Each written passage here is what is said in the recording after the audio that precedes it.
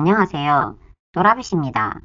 지난 편에서 악인들이 정말 많이 사용하는 무기 중 투사동일시를 사용하는 진상을 다뤘습니다. 이번 편에서는 진상의 투사동일시란 덫에 안 걸리려면 어떻게 해야 할지 한 걸음 더 깊이 들어가 보겠습니다. 일반적으로 양심을 갖고 태어난 자녀들이라도 요즘 아이들은 예전 아이들에 비해 발달이 빠르고 대중매체를 접하는 시기도 빨라서 중2병 등 청소년 시기가 아닌 유아동기 시기부터 부모의 말을 잘 안 듣는 경우가 많습니다. 상담가의 의견에 의하면 그 말 안 듣는 아이들이 상담가를 만나게 되었을 때 상담가는 그 분야의 전문가라는 타이틀과 권위가 있고 아이들 다루는 방식 등 스킬 면에서 부모와 차이가 있을 수는 있겠지만 상담가라고 해서 부모가 평소 아이에게 하는 이야기와 내용 면에서는 많은 차이가 없다고 합니다.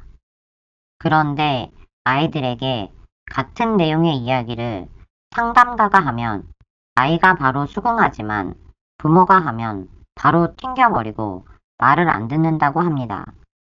도대체 왜 그럴까요? 어떤 문제가 있는 걸까요?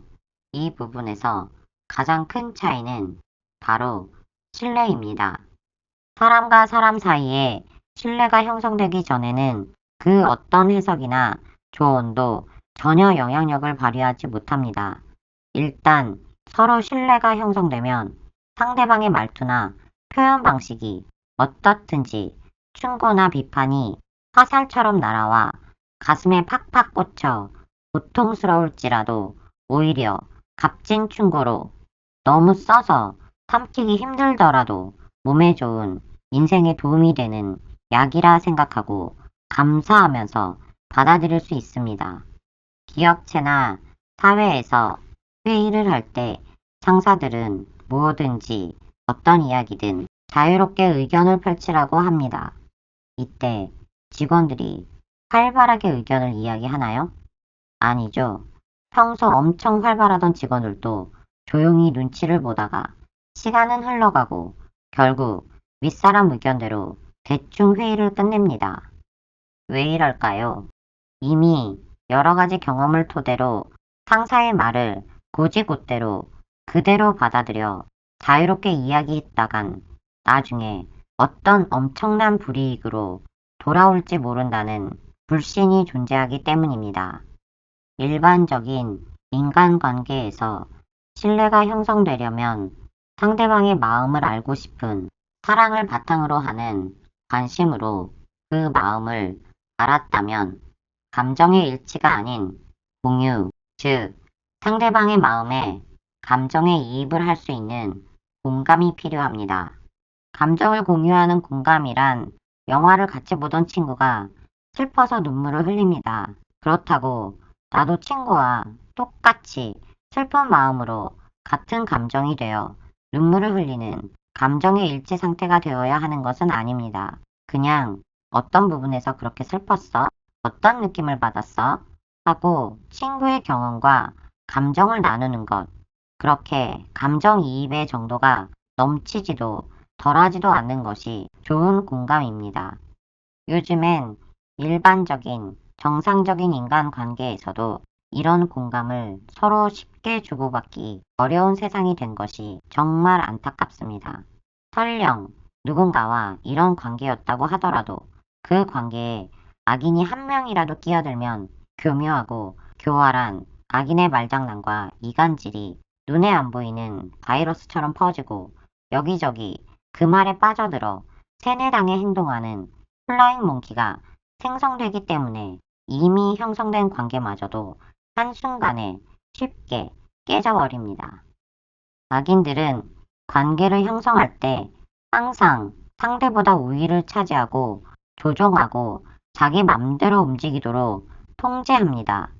나보다 나이가 어린 성인이 아닌 3살짜리 어린 아이라고 해도 나보다 직급이 낮고 권한이 없다고 해도 그런 일반적인 기준과 전혀 상관없이 악인이 원하는 건 무조건 수직적인 상하관계라서 인간적이고 정상적으로 주고받는 평등한 감정의 공유, 공감은 절대 이루어질 수 없습니다. 가정에서 정상적인 아이도 그럴 수 있지만 악하게 타고난 아이는 어떻게 해서든 부모보다 자기를 상전으로 만들어 부모가 이유 불문하고 무조건 아이의 말을 들어줘야만 하는 상황을 만들기 때문에 가정에서 실질적인 주도권을 부모가 아닌 아이가 쥐게 되는 경우가 있습니다. 이 관계도 잘 들여다보면 수직적인 상하 관계입니다. 가만히 보면 아이는 부모와 주도권 싸움을 하는 중인데 부모는 표면적인 문제만 해결하려고 아이에게 각종 병명을 붙여줍니다. 아이는 병명 뒤로 숨어서 계속 핑계를 대고 부모를 손에 쥐고 조종하고 통제합니다. 요즘엔 강아지도 사람을 좌지우지하고 주도권을 쥐는 걸 쉽게 볼 수 있습니다. 어떤 인간관계든 평등한 면이 전혀 없는 오직 수직적인 상하 관계라고 판단이 되는 상황이라면 그 관계는 악한 관계라고 했습니다. 그런 관계에서 신뢰는 형성될 수 없습니다.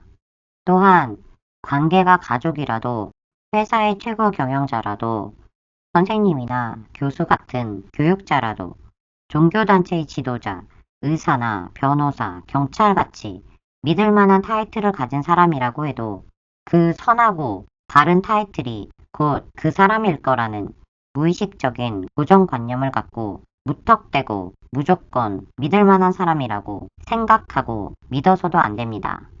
직업이 선하다고 바르다고 사람까지 그런 건 아닙니다. 아직은 악한 관계라는 결론에 다다르기 전에도 어떤 관계든 나한테 심적으로 부담을 주거나 뭔가로 나를 계속 푸시하고 압박을 한다는 느낌이 들면 그건 무조건 위험 신호로 생각해야 합니다.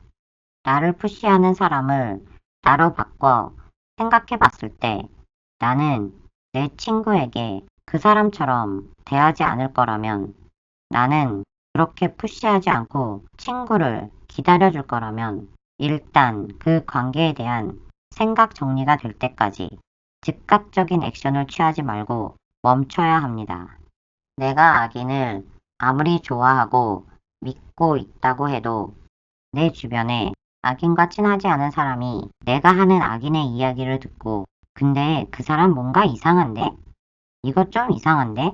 이 상황은 좀 이상한데? 한번 확인해 보는 게 어때요? 하는 말을 한다면 경고의 사이렌이 울린 겁니다. 이럴 때 민감한 사람들은 작은 경고도 무시하지 않습니다. 악인이 뭐라고 핑계를 대든 기분이 나쁘다고 GR 해도 일단 멈추고 왜 이상한지 확인부터 해야 합니다. 악인인지 아닌지 확실한 결과가 나올 때까지는 내가 의심하는 걸 악인이 절대 눈치 못 채게 하면서 거리를 두어야 합니다. 앞서 이야기한 여러 가지 상황처럼 신뢰가 없는 관계라면 그 관계에서는 감정을 빼고 무조건 비즈니스 마인드로 비즈니스 관계로 생각하고 세팅해야 합니다. 그리고 그 관계가 끝날 때까지 절대 경계를 풀어서도 안 됩니다. 그런 관계에서 상식적이 아닌 말이나 논리로 나를 화나게 한다거나 표면상으론 부탁이지만 힘의 논리에 따른 강압적인 지시를 받을 경우 절대 감정적으로 받아들인다거나 생각 없이 무조건 예스부터 하면 안 되고 어떤 의도가 있는지 재빨리 앞뒤를 따지고 파악해야 합니다. 모든 인간의 뇌로 생각하려면 일단 멈추고 확답 주는 걸 미룹니다. 때론 욕도 먹을 수 있지만 개의치 말고 멈춥니다. 자기들에게 사랑은 정상적인 사람들이 생각하는 의미가 아닙니다. 그들에게 사랑은 말만 번지르르한 타인의 이익을 빼앗기 위한 수단, 도구일 뿐이지 쓰레기 같은 개념이라서 누군가 사랑을 주면 그걸 쓰레기처럼 짓밟습니다. 악인과의 관계는 사랑을 바탕으로 하는 사랑으로 이루어지는 관계가 아닌 철저히 이익으로 이루어지는 관계라고 생각하면 됩니다. 악인과 달리 양심이 있는 선한 사람은 사랑을 소중하게 여기고 사랑으로 살아갑니다. 성경에서 널리 알려진 구절을 인용하면 믿음과 소망과 사랑 중에 그 중에 제일은 사랑입니다. 그런데 믿음, 신뢰가 없이 시작되고 지속되는 사랑은 없습니다. 믿을 수 있어야 사랑할 수 있습니다. 결론은 사랑이 없다는 건 신뢰도 없다는 겁니다. 신뢰할 수 있다는 건 서로 진심과 진실을 주고받을 수 있어야 합니다. 그러니까 신뢰하고 사랑하는 관계를 맺을 수 없다면 빨리 그 관계에서 마음부터 접어야 합니다.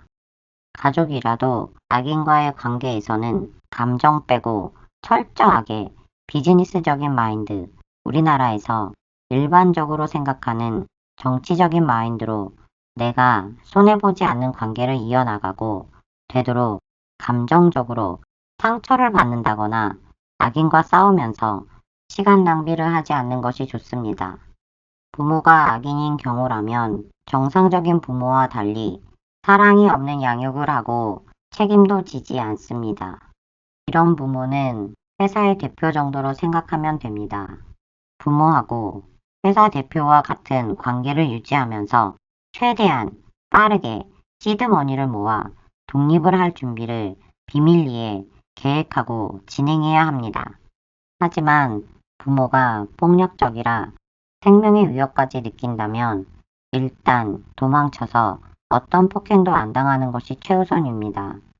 그래도 수사기관에 도움을 요청하거나 법적으로 분리를 요청하는 것은 사전에 여러 가지 관련 기관에 문의하고 다각도로 철저하게 조사를 해본 후 마지막으로 하는 것이 좋습니다.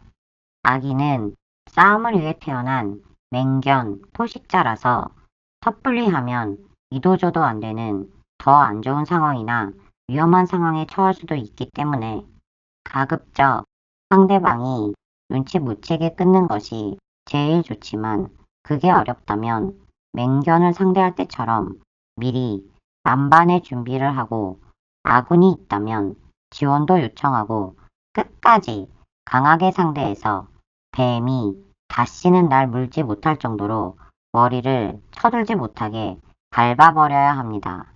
어떤 관계든 언어폭력이나 물리적인 폭력이 포함된다면 그 관계는 사랑을 기반으로 이루어진 신뢰할 수 있는 관계가 아닙니다. 그런 관계로부터 자신을 보호하고 악한 관계를 끊어야 하지만 악인과의 관계라고 해서 무조건 물러서거나 봐주면 안 됩니다. 내 안전을 최우선으로 하되 철저하게 비즈니스적으로 정치적으로 유지하면서 내 이익을 뺏기지 말고 지켜야 합니다. 그럼 여러분 다음에 또 만나요. 바이.